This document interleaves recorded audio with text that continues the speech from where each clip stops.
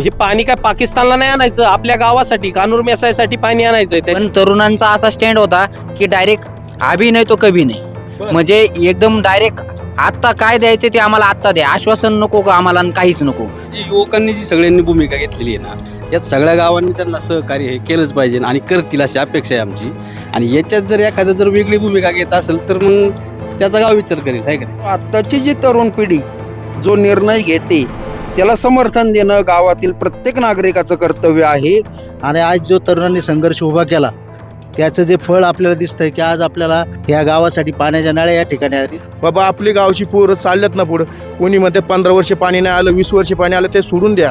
तुम्ही आतापर्यंत 4 इंची 5 इंची नळ्या आणल्यात, आता 8 इंची नळी, ह्या पण 2-2 लाईनी पडणार, याचा विचार करा. राजकारणाविरहित एक भूमिका घेऊन त्या माध्यमातूनही प्रश्न सोडवता येतो. तर त्या माध्यमातून गावातील 100 तरुण एकत्र आले आणि त्यांनी एक विचार केला की आपल्याला स्वतःच्या समस्या सोडवायला लागतील.